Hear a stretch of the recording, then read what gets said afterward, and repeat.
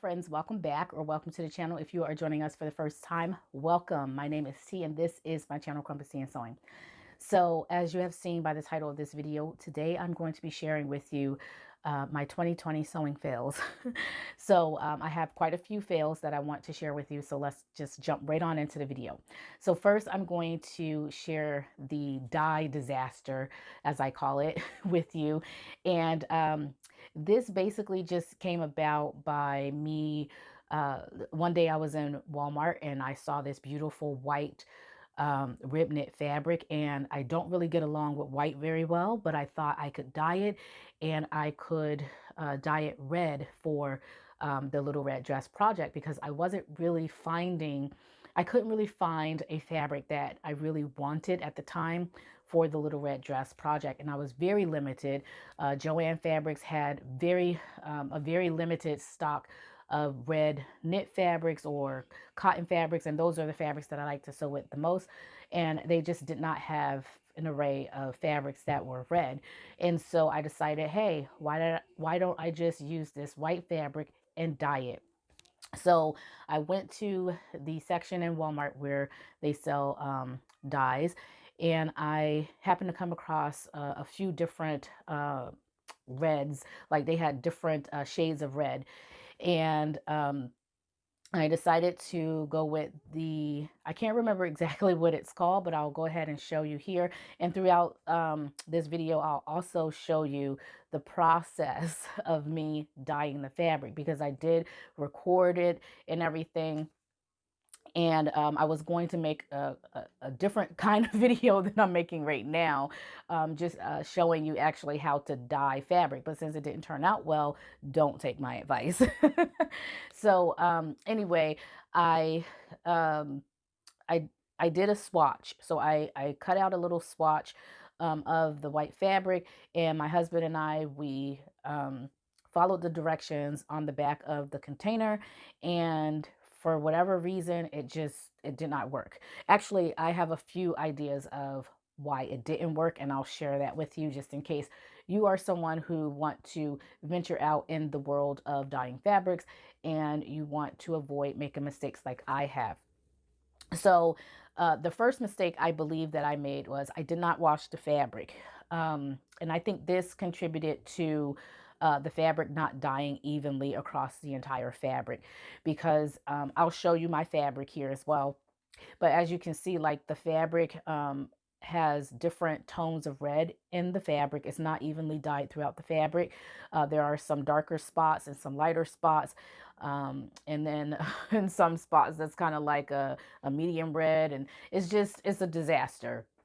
And I think part of that is because I did not wash the fabric.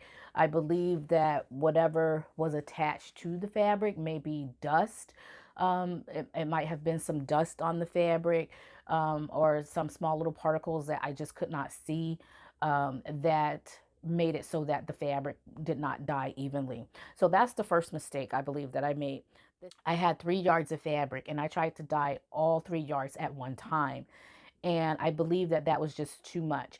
The first bottle that I had, I thought that I would be able to use one bottle for that 3 yards of fabric, because on the back of the bottle, it does say that, it can dye about two t-shirts. And a large t-shirt is almost about 1.5 to 2 yards of fabric. So I thought that that would be fine, but it was not. It was just way too much fabric. I had to go out and get more dye. So I ended up getting 3 bottles. And by the time I purchased that, actually 4 bottles, and by the time I purchased that fourth bottle, the consistency and the color was finally the way that I wanted it to be.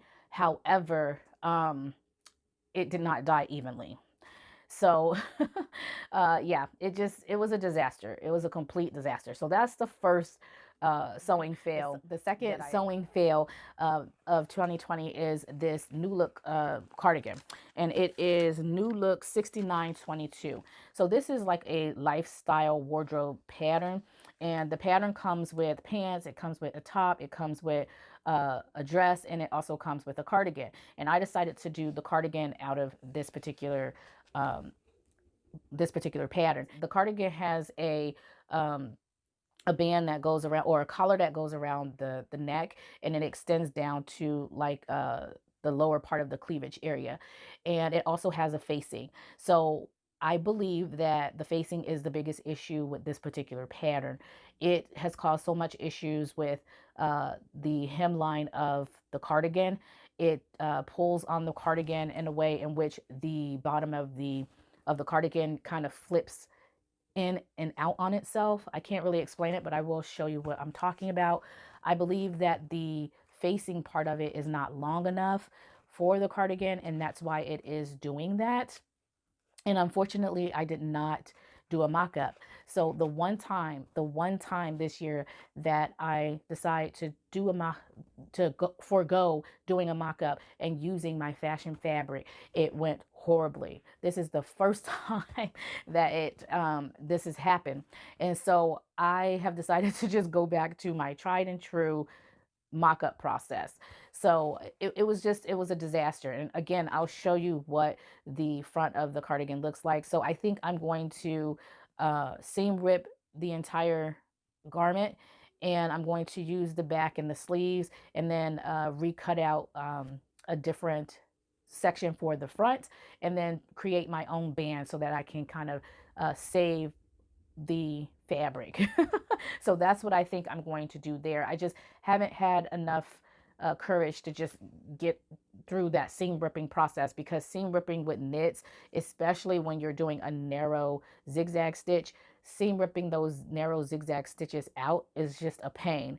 And so I just haven't had the time or the courage to get up to do it yet, but hopefully I will, and I'll be able to salvage the garment. The third sewing fail of 2020 is this teal dress, and it was made with the McCall's M7970 pattern. Now, I have had success with this pattern after I've done multiple alterations and adjustments and modifications, and you all have seen that in a recent video that I posted of the fall floral dress that I made with it, as well as this beautiful dotted blue and white dress as well. So I've had success with the pattern after I've done a ton of modifications. However, going into the project, I didn't know that the bodice front and the bodice of the garment does not match the skirt of the garment. And that's a huge issue for this particular garment, this particular pattern. And it's terrible. So I had that issue with it. And then also the neckline of this, since it's a faux wraps, they gape. That's the nature of a faux wrap. They usually gape, and you usually have to do some type of alteration or some kind of addition, or using buttons or snaps or whatever to compensate for the gaping that occurs with faux wraps.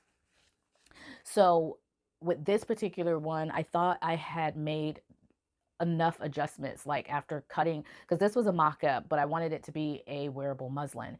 But I thought I made the necessary adjustments to it that would help with that gaping, but I guess I did not make enough of a change to compensate for it. And again, I'll show you what it looks like. I had to add snaps going all the way down the neckline of the garment in order to keep it open, but the snap still doesn't really look very well because it pulls open a little bit. It's just a horrible fail. Also, next on my list is the lander pants. So you all know I really love the lander pants. They are one of my TNT patterns for pants. I've made about 4 or 5 of these already. I've made 4 or 5 garments out of the lander pants, and I really love them. However, my first time trying this pattern with the denim or jean material was a disaster. It absolutely was a disaster. I think I chose a 12.5 ounce denim, which is very heavy. It just did not work very well. It was bulky and really stiff, very stiff and hard to work with. I ended up running out of thread for top stitching the midway into the project, and so I had to change my thread to a different color because the color that I was working with was no longer available in stores, And so there's two different colors for the top stitching. It just turned out really horribly. The thread that I was able to finally get to kind of match the thread that I was using previously before that thread ran out. um it kept nesting and it kept knotting in my machine, and so I had like these knots and stuff like that on the backhand of my stitches, and it was just, it was horrible. The jeans feel very stiff when I put them on. I didn't finish them because I kind of just gave up on the project, towards the end of it. So I didn't apply the buttons. um I don't think I applied the buttonholes, but I didn't apply the buttons. And I know that I need to seam rip and take the pants in. They're very baggy. The crotch it looks very low hanging. It's just very different from the previous pants that I have made. So it's just been really hard to to deal with that, knowing that this is a TNT pattern of mine, but it just did not turn out the way in which I had hoped. And so again, I'll show you what they look like. And um yeah, I'm hoping to seam rip them and kind of trying to resize them and maybe do something with them later on. The next sewing fail is the New Look 6394. And I know many of you are going to say, this is not a fail, this looks wonderful, blah, blah, blah. And I would partly agree with you. However, I just did not like the facing of this garment, the facing of the pattern. It just it's a horrible design for the facing part of it. I had trouble getting the facing to lay flat. It's very bunchy back there. It does not lay flat when I'm wearing the top. And then the collar also on the side, or the lapel, it just kind of flops over. It looks horrible. It looks horrible to me. Also, I feel like I should have done um another like a I should have increased the bicep adjustment that I've made, or I should have went up another size in the armhole area, because it still feels a little bit too tight for me, and I don't feel like I have enough room for ease in that bicep area. So it's I don't have a lot to say about this garment, because I like it, but there are elements about it that I don't like, and that's why I put that on the sewing fails list, because it just doesn't feel very wearable to me, because of the facing that bunches up in the back, and then also the lapel that kind of flops over and it just does its own thing. Usually I have to pin it in place. The first time I um, wore it out, I actually stitched it in place, but it still shifted as I was like moving and walking around, and it just looked really horribly. And so that's kind of why I don't really see this as a successful garment, because if I can't wear it and feel comfortable when I'm wearing it and look good while I'm wearing it as well, then it's really not a successful garment to me. So anyway, that needs to be seam ripped as well, and I need to maybe take out the facing piece of it and redesign or restyle my own and make it more comfortable for me. Then there's the blank slate, the tee, what is it called? Yeah, the blank slate tee by Melly Sews. This was a really hard decision for me to actually put this on the list, because I really did enjoy making the mock-ups of this, and um, rediscovering my skills of drafting and trying to size up garments, because I normally don't do a lot of sizing up unless I'm working with the bicep. Usually I'm sizing down, especially for my waist and my hips. So so this was a really unique experience for me, and I appreciated the pattern for that.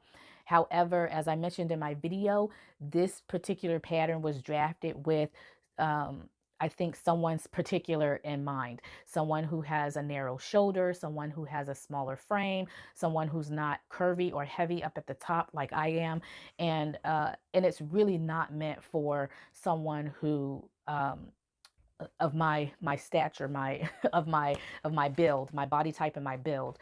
And that's one of the reasons why I feel like it's a sewing fail for me. Although I was able to make the tee work, in a manner of different ways, there's still this huge like gaping uh, in between the middle of my shoulder, and it bunches up and it just kind of sits there. It just bunches up, and I believe that's because I tried to draft a pattern up.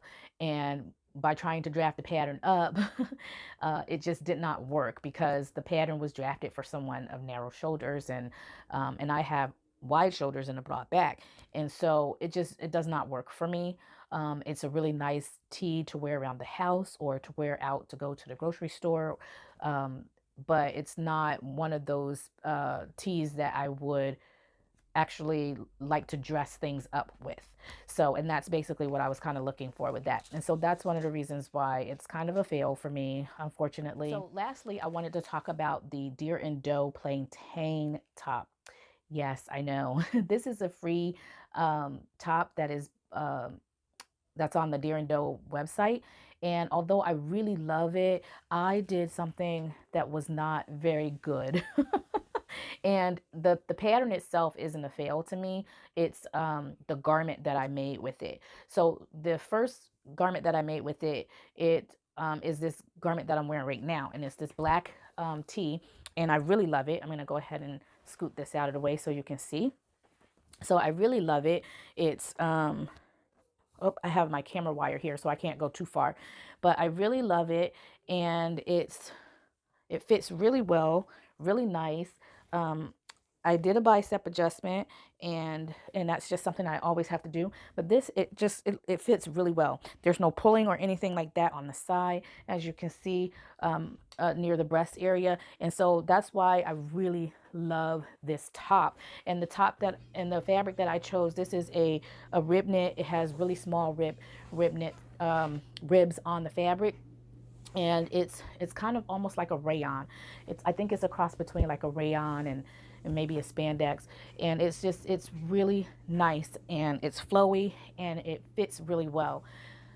Now, I use this as a mock-up. I should have kept that in mind when I chose my second fabric. And the second fabric that I chose for this is a metallic fabric. It stretches, but it doesn't stretch as much as this rayon. And that's where I ran into my problem. And the problem is that with the metallic fabric, because it doesn't stretch as much, I've ran into that issue where there was drag lines, or there are drag lines on the side of the breast and also around the armhole. And that's because the fabric doesn't stretch as much, I would need to choose a larger size for my arm, for the bicep, and then also and I need to lengthen my armhole area, the arm side. And so I didn't do those two things, and I didn't realize that until the garment was already made up. And unfortunately, now that's a fail for me because I don't want to go outside with, having all those drag lines and that pulling on the side, and the top making it look like I'm about to bust out of the, the sleeves of the garment. So anyway, that's basically my sewing fails of 2020. I didn't have like disasters, but these are fails to me, considering how long I have been sewing, um, and considering the amount of time I put into a lot of my projects, especially doing like a lot of mock-ups and a lot of drafting and a lot of alterations and modifications. And so I was just a little bit depressed when a lot of these did not turn out well. So anyway, that's the video for today. I hope that you enjoyed it. Please make sure that you comment below and let me know what sewing fail you have had a hard time with this year. Is there anything in particular that's still on your mind, that you still just can't quite get over? But remember, we're going into 2021. You're going to have to leave it all behind. Don't think about it. Once we, hit that, we hit January 1st, we need to leave all that stuff behind, start a brand new year, brand new year. So that's what my goal is anyway, and I hope that's your goal as well. All right, so thank you so much for tuning into the channel. I hope you had a good time and you enjoyed the video. And until next time, my friends, stay creative. Bye.